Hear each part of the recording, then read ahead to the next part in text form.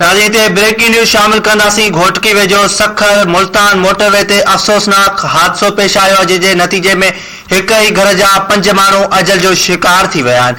टंडो आदमवासी शादी जी तकरीब में शिरकत लाइ पंजाब वञी रहिया हुआ त उच शरीफ वटि तेज़ रफ़्तार कार टायर बस्ट थियण जे सबबि बेकाबू थी पोल सां टकराइजी वई, जंहिंजे नतीजे में मुड़ुस, घरवारी, 2 पुट ऐं हिक धीअ फोत थी विया आहिनि। हीउ अफ़सोसनाक वाक़ियो पेश आयो आहे नाज़रीन। घोटकी वेझो सखर मुल्तान मोटरवे ते आयो आहे, जंहिंजे नतीजे में हिक ई घर जा 5 माण्हू अजल जो शिकार थी विया आहिनि।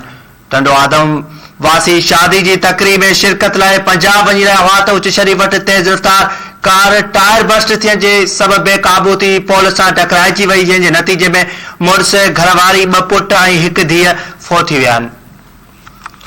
या ॾुखो ईंदड़ ख़बर आहे नाज़रीन। असां हिकु भेरो ॿीहर शेयर कयूं पिया। घोटकी वेझो सखर मुल्तान मोटरवे ते अफ़सोसनाक हादसो पेश आयो आहे, जंहिंजे नतीजे में हिक ई घर जा 5 माण्हू अजल जो शिकार थी विया आहिनि। टंडो आदमवासी शादी जी तकरीब में शिरकत लाइ पंजाब वञी रहिया हुआ त उच शरीफ वटि तेज़ रफ़्तार कार टायर बस्ट थियण सबबि बेकाबू थी पोल सां टकराइजी वई, जंहिंजे नतीजे में मुड़ुस, घरवारी, 2 पुट ऐं हिक धीअ फोत थी विया आहिनि।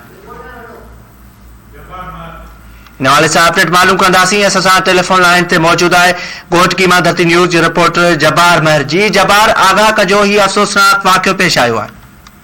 जी बिल्कुल, अवांखे ॿुधण मिलां थी अफ़सोसनाक वाक़ियो पेश आयो आहे सखर ऐं मुल्तान मोटरवे ते, जिते कार जो अचानक टायर बस्ट थी पियो, जंहिंजे नतीजे में जेको आहे कार पोल सां टकराइजी वई, जॾहिं त हिक ई घर जा जेके 5 भाती उहे मौके ते जेको आहे सो फौत थी विया, जंहिंमें जेको आहे सो हिकु जेको आहे सो मुड़ुस ऐं घरवारी, 2 पुट ऐं हिक जेकी न्याणी उहे थॾे ते जेको आहे सो फौत थी विया आहिनि। मां अव्हांखे ॿुधी मिलां त टंडो आदमवासी जेको लाहौर तरफ़ शादी ते वञी रहिया, अचानक इहो हादसो आयो जंहिं सबबि फौत थी आहे। जी